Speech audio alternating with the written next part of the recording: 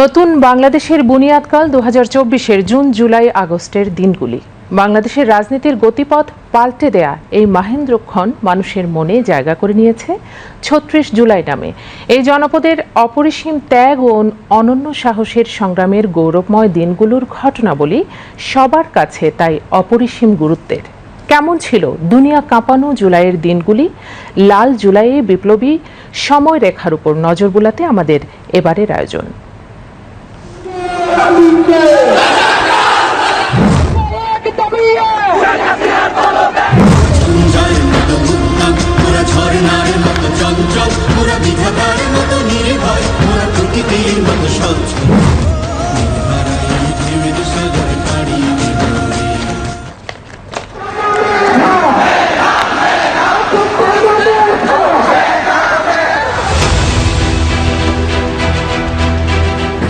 চব্বিশের এই দিনে কোটা ইস্যুতে ঢাকা বিশ্ববিদ্যালয়ের শিক্ষার্থীরা ক্যাম্পাসের বাইরে ছড়িয়ে দেয় আন্দোলনের রেশ।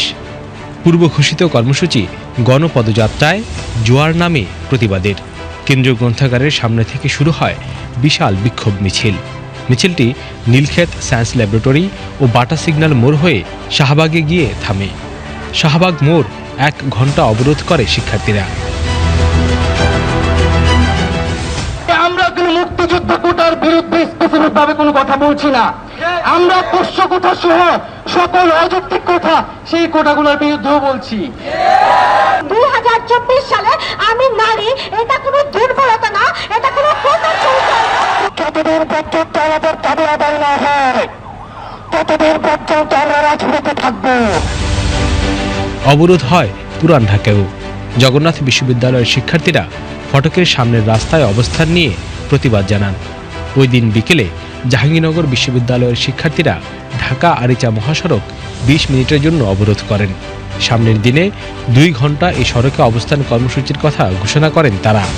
এদিন বরিশাল কুয়াকাটা সড়ক 1 ঘন্টা অবরোধ করে রাখে বরিশাল বিশ্ববিদ্যালয়ের ছাত্রছাত্রীরা। সবগুলো জমায়েত থেকেই শিক্ষার্থীরা হুঁশিয়ারি দেয়, দাবি মানা না হলে কঠোর কর্মসূচি দেয়া হবে। 1 জুলাই, 2 জুলাই, 3 জুলাই, 4 জুলাই আমাদের আন্দোলনগুলো কিন্তু শান্তিপূর্ণ ছিল। আমাদের আন্দোলনগুলো যেভাবে হইতো যে ঢাকা বিশ্ববিদ্যালয় সেন্ট্রাল লাইব্রেরি থেকে আমরা বের হইতাম, রাজু ভাস্কর্য দিয়ে শেষ করতাম। এরকম শুরুর দিকের মিছিলগুলো কিন্তু এরকম ছিল। আমরা কিন্তু বেশি লং করতে চাই না, আমরা মানুষের জনদুর্ভোগ সৃষ্টি হোক এই ধরনের কিন্তু চাইনি। প্রথম 2 দিন 3 দিন কিন্তু এইভাবে গিয়েছে। আমরা কিন্তু প্রথম 2-3 দিন আমরা ব্লকেডের দিকে যাইনি, কিন্তু দেখলাম যে সরকার আমাদের কথা কোনো কর্ণপাত করছে না, আমাদের দাবিগুলোর দিকে তারা নজর দিচ্ছে না। শুরুর দিকের আন্দোলনগুলোতে অনেক শিক্ষার্থী হালকা মেজাজেই গিয়েছিলেন। তারা ভাবেননি সরকার তাদের চাওয়ার প্রতি এতটাই বিরূপ হবে। শুরুর দিকে তো শান্তিপূর্ণ আন্দোলনই চলছিল। আমরা যেতাম, তখন ছিল রোদ এবং গরম। ওই গরমের মধ্যে গিয়ে আমরা আন্দোলন করতাম। আমাদের দেখে আবার আমার কিছু বান্ধবী যাওয়া শুরু করলো, তো আমরা সবাই একসাথে যেতাম। আমাদের কাছে ওই জিনিসটা একটা কি বলবো, শুরুর দিকে ওই বিষয়গুলা একটু উৎসবের মতো ছিল, যে সবাই যাই, আমাদের দাবি, আমরা সবাই দাবি জানাই, সবার সাথে দেখা হচ্ছে, আমরা ওইভাবে করে যেতাম। জুলাইয়ের শুরু থেকেই সারা দেশের শিক্ষার্থীদের মধ্যে মজবুত নেটওয়ার্ক গড়ে ওঠে।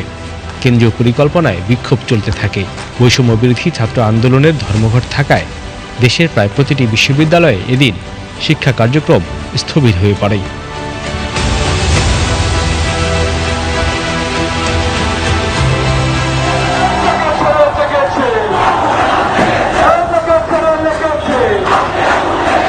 Iqbal Farhad, BTV news.